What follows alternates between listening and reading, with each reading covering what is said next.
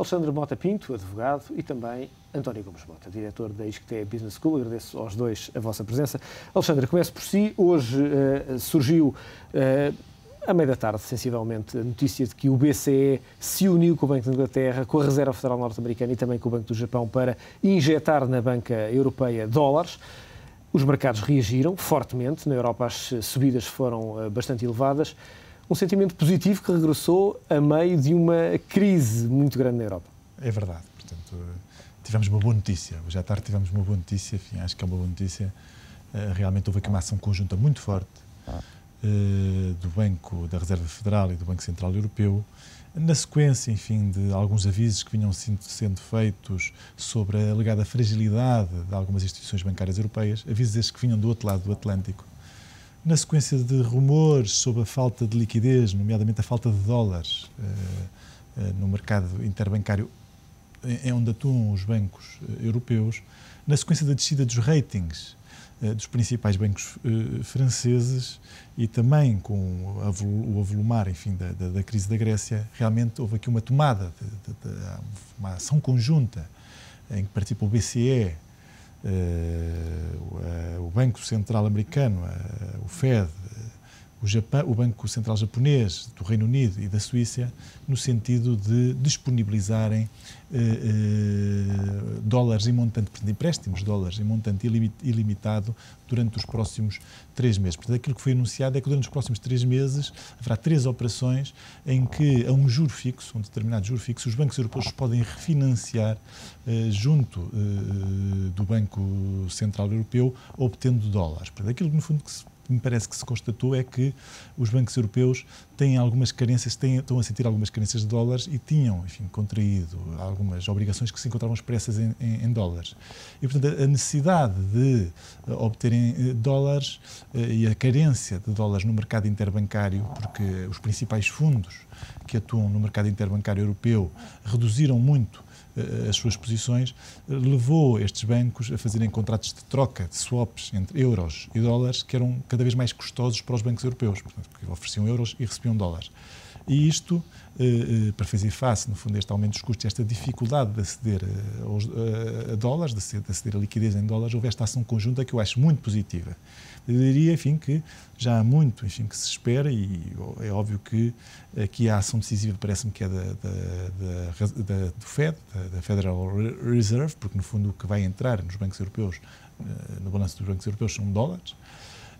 Eu espero que, e utilizando uma imagem muito americana, estejamos finalmente perante a entrada em cena da cavalaria, não é, na ajuda às instituições bancárias europeias. Espero que seja isso. Alexandre, não podemos também encarar, obviamente que é uma boa notícia, obviamente que os mercados subiram, reagiram positivamente, obviamente que é um alívio também para os balanços dos bancos, mas também não podemos ver nessa operação uma incapacidade do BCE de conceder a liquidez necessária aos bancos europeus, ao sistema financeiro europeu.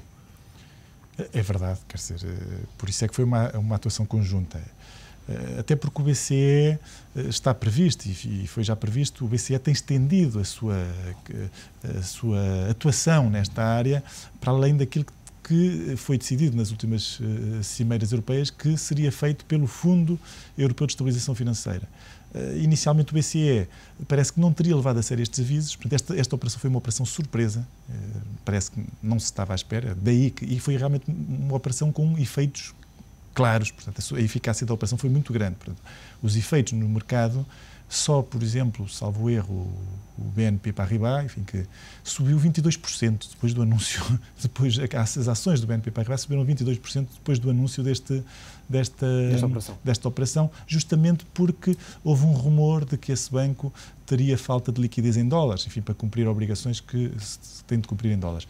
E, portanto, eu acho que são boas notícias vermos que há aqui uma atuação conjunta e forte dos bancos centrais.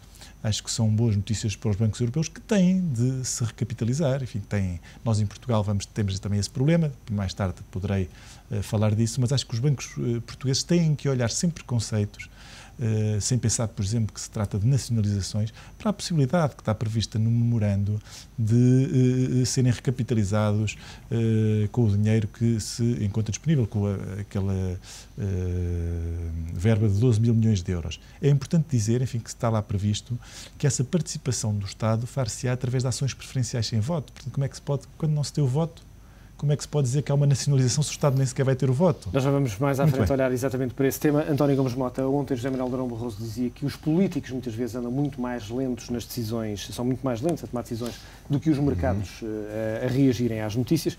Os bancos centrais dos vários países que o Alexandre falava foram de facto rápidos nesta decisão e a concertar posições para defender o sistema financeiro, neste caso europeu. Espero que tenha razão, Rui. Porque o ser rápidos nós não sabemos. Não sabemos quando é que isto começou a ser preparado. O que sim, o que parece inequívoco é que a decisão, seja lá ela, o tempo que demorou a ser preparada ou a ser tomada, apanhou toda a gente de surpresa. Aliás, eu penso que os mercados reagiram sobretudo de forma muito favorável pelo efeito da surpresa, porque ninguém estava à espera disto. E o ninguém estava à espera disto, leiam-se a dois níveis. Por um lado, que tivéssemos capacidade de assistir a uma concertação tão grande, no fundo, dos principais bancos centrais mundiais. E esse é um bom sinal, como dizia o Alexandre. Por outro lado, também porque estes bancos centrais estão, no fundo é essa a mensagem, o sinal que é dado por esta intervenção, estão claramente preocupados com os níveis de liquidez nos mercados interbancários, com o estado de debilidade de alguns bancos, e estamos a falar fundamentalmente, obviamente, na zona europeia, e, portanto, quiseram dar um sinal muito claro que, mais do que apoiar o Banco A ou o Banco C, estão genericamente dispostos a apoiar alguma tranquilidade, se assim poderemos designar, nos mercados interbancários e nos sistemas financeiros europeus. Muito bem. António, uma notícia que hoje foi divulgada, aliás, já tinha sido ontem antecipada pelo Primeiro-Ministro no Parlamento, haveria cortes substanciais na Administração Central, direta e indireta. Hoje o Conselho de Ministros aprovou exatamente essas medidas. 38% daquilo que são as estruturas da Administração Central, local, direta e indireta, vão ser cortadas. Estamos a falar basicamente de 100 milhões de euros no próximo ano. É, de facto, do ponto de vista da percentagem na estrutura, um número elevado, bem acima daqueles 15% que estavam inscritos no compromisso que foi assinado com a Troika. Sim, esta notícia, no fundo, pode-nos levar a algumas reflexões. A primeira que eu penso que é indiscutivelmente positivo é que o Governo está a querer cumprir a sua promessa no sentido de reestruturar e reduzir a máquina do Estado. E, de facto, os números, desse ponto de vista, impressionam. Mas provoca-me, pelo menos a mim, uma outra reflexão de sentido oposto. É que, mesmo com um corte dessa amplitude, o que se poupa são 100 milhões de euros. O que é, passo o exagero, quase uma gota d'água naquilo que são as nossas necessidades de redução do déficit. Agora, eu penso, e essa é um bocadinho a expectativa que nós temos, que estes cortes, que têm este efeito direto e imediato de poupança, se vão repercutir em novas poupanças no futuro. Porque eu penso que as contas terão sido fundamentalmente feitas ao nível daquilo que, porventura, se poderá poupar nos quadros superiores, nos dirigentes, etc. Mas se, de facto, prosseguir este esforço e este movimento, que eu há muito tempo defendo, de restauração de serviços, de extinção de serviços, de fusão de serviços, isto vai, levado até ao fim, tornar claro um conjunto de pessoas que estão em excesso, portanto, que não têm, de facto, colocação efetiva na função pública, vai permitir a poupança de muitos custos, que muitas vezes não são visíveis.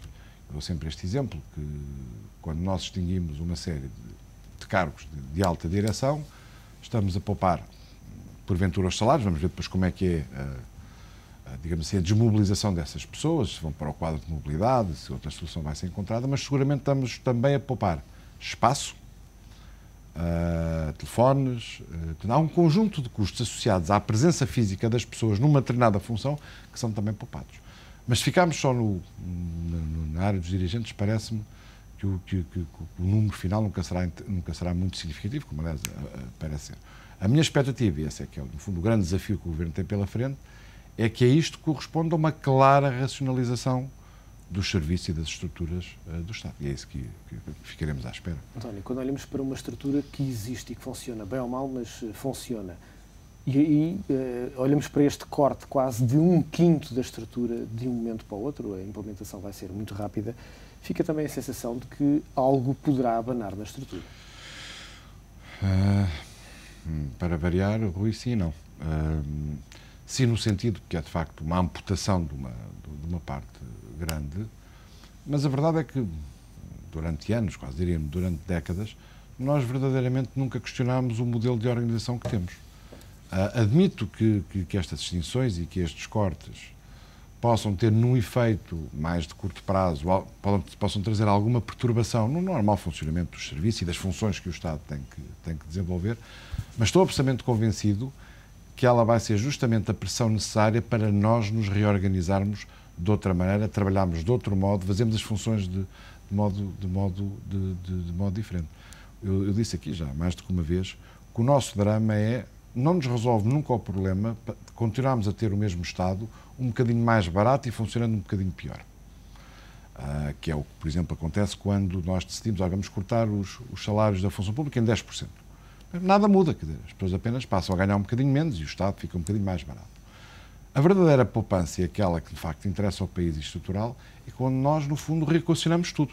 Como é que estamos organizados, os serviços que temos, aqueles que verdadeiramente precisamos, como é que eles devem funcionar, e a partir daí, se o trabalho for feito com princípio, meio e fim, poderá seguramente haver algumas perturbações no processo, mas o resultado final será um Estado que não perderá a eficiência, até porventura a ganhará, e seguramente muito mais curto. Alexandre, acrescenta este ponto que certamente quererá comentar. Um outro, o Governo revelou hoje, assumiu hoje, que não sabe quantos funcionários públicos existem e é preciso fazer uma contabilização de todos os empregados que trabalham na função pública, um processo que só para preparar vai demorar alguns meses, só será implementado a partir de janeiro e depois, enfim, saberemos a seu tempo quantos funcionários é que existem. Há também a perda completa de noção do tamanho da administração do Estado. Exatamente, quer dizer, e isto mostra bem a dificuldade que há em cortar na despesa, não é? Por exemplo, no documento de estratégia orçamental que o Governo apresentou, uma das coisas que se dizia é que se ia pedir a cada Ministério que fizesse um levantamento exaustivo de todas as entidades. Também não sabem todas, também não há um conhecimento exato de todas as entidades. Associações, institutos, outras entidades, enfim, que estão ao lado desses institutos na esfera do Estado e, portanto, não sabem quantas são as entidades, não sabem quantos são os funcionários públicos. Portanto, isto mostra bem a dificuldade que tem um partido que sai da oposição e que vai para o Governo de repente começar a cortar a despesa, porque o que se pergunta é o seguinte: se o Governo não sabe, portanto, já o anterior não sabia, porque senão esses dados estariam disponíveis, como é que um partido que estava na oposição podia ter esses dados para começar logo a fazer cortes de despesa? É muito difícil. Eu penso que este corte, enfim, estou de acordo com o que o António disse, é um sinal importante. É um sinal importante que o Governo português dá de compromisso em atingir as metas do déficit. É óbvio que em termos de resultado não é um resultado espetacular, de forma alguma, mas eu penso que é um sinal. E eu acho que é importante nós dizermos o seguinte: esta semana ficou muito marcada pela discussão sobre o futuro da Grécia, enfim, muito por causa de uma entrevista do Ministro da Economia alemão, que é também o Presidente do FDP, aliás, que disse que temos que aprovar uma lei, portanto, num jornal alemão, temos que aprovar uma lei com um processo de insolvência de Estados. Isso gerou, ele é o vice-presidente, ele é o vice-primeiro-ministro alemão, é o vice-chanceler, e, portanto, ele dizer isto gerou uma enorme discussão.